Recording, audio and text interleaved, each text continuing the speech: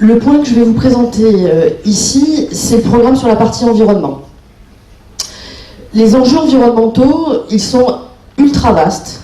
Et je crois qu'ici, on a tous conscience que ce n'est pas à la seule échelle de la commune qu'on va sauver la planète. Mais on sait aussi, et on en a parfaitement conscience, que nous sommes tous invités à prendre notre part. Et l'ambition du groupe en matière environnementale, elle est vraiment très grande. On peut la résumer en 3 axes. Le premier axe, ce serait de dire qu'on souhaite préserver le cadre de vie et la ruralité de la commune, qui aujourd'hui est en mutation. Le deuxième, c'est de positionner la mairie comme un lieu qui soit exemplaire. Pas un lieu moralisateur sur les questions environnementales, mais vraiment un lieu qui donne l'exemple et qui tire toute la machine dans sa propre action. Et le troisième point, ce serait de positionner la mairie comme un accompagnateur, un facilitateur, qui soit au service des habitants aussi sur ces questions-là. En fait, on voudrait mettre en œuvre des choses qui sont très concrètes. Il n'y a pas d'effet d'annonce qui soit démagogique ou incantatoire, on souhaite être dans l'opérationnel. Alors si je devais citer des exemples, ce serait engager la mairie vers le zéro plastique. Ce serait non seulement préserver le foncier agricole et naturel de la commune. Alors il existe, je crois que tout à l'heure dans ma présentation, j'ai oublié de dire que j'étais ingénieur agronome, je l'ai zappé. Donc j'en profite pour le glisser ici. Sur la préservation du foncier agricole, il y a des tonnes d'outils juridiques et administratifs qui permettent de le faire, mais de le faire vraiment. Il y a de nombreuses communes qui l'ont fait, il y en a qui sont pas loin de chez nous, c'est Velot. Velot, ils ont créé une zone agricole protégée, et le foncier agricole, il est par exemple sanctuarisé.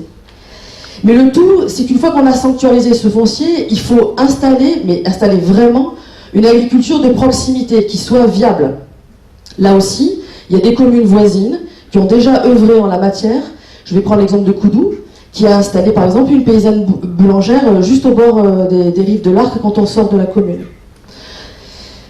L'autre chose que la commune pourrait faire, c'est amener du local et du bio à la cantine, mais aussi au repas des seniors, aux apéros qui sont organisés par la mairie. C'est évidemment penser et construire un PLU qui soit en cohérence, qui soit crédible avec ses intentions, c'est-à-dire l'intention de protéger notre environnement et notre cadre de vie. Dans les choses concrètes, on a aussi pensé à un drive pour les déchets verts et pour les cartons, c'est-à-dire un point de collecte sur la commune qui éviterait à tout le monde de faire des va-et-vient à Aiguille ou plus loin. Donc le sujet de l'environnement, je ne peux pas vous le résumer en 5 minutes parce qu'il est évidemment transversal. On va l'aborder dans l'urbanisme, on va l'aborder dans les déplacements, dans l'associatif, dans tout un tas de domaines. Ce que je voulais ce soir, c'était décrire la volonté et un peu l'état d'esprit avec lequel on souhaite aborder cette thématique, qui sera reprise évidemment dans chacun des axes du programme. Je vais quand même finir par un dernier exemple qui va permettre d'illustrer voilà, l'esprit avec lequel on aborde cette question-là. C'est le projet de centrale photovoltaïque qui aujourd'hui est porté par une société, la société Solaris, dont vous avez peut-être entendu parler. C'est une société dans laquelle la commune, elle a déjà investi aujourd'hui 130 000 €. Ce soir, je ne vais pas vous dire si cette société, si le projet il ira jusqu'au bout ou pas, si la société elle sera rentable ou pas, économiquement parlant, si les multiples autorisations administratives qui sont nécessaires pour pouvoir aboutir ce projet, elles seront délivrées.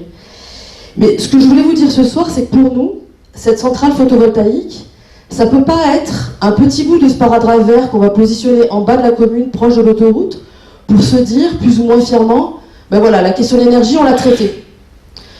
Pour nous, l'énergie qui est la plus verte, c'est celle qu'on ne consomme pas. Donc la première chose qu'il faut faire, avant de créer du photovoltaïque, ou en même temps en tout cas, ben, c'est de maîtriser sa consommation, c'est d'isoler, c'est d'économiser toutes les consommations qui pourraient être inutiles. Et quand je dis ça, je parle de celle de la mairie, mais je parle évidemment de celle des habitants aussi. Donc c'est entraîner les habitants à faire d'eux-mêmes, à inciter à des constructions qui soient plus durables. Ça peut se faire avec le PLU. C'est réinjecter les revenus de cette potentielle société Solaris sur la commune, pour aider les gens à isoler, à faire des diagnostics thermiques, pour isoler tous les bâtiments publics. Voilà, c'était pour essayer de décrire en fait l'esprit avec lequel on souhaite traiter cette question-là. Et si je devais conclure, je dirais que pour nous, il ne suffit pas de dire. Il ne suffit pas non plus de reprocher aux autres de ne pas faire sur cette question-là. Nous, ce qu'on vous propose, c'est de faire.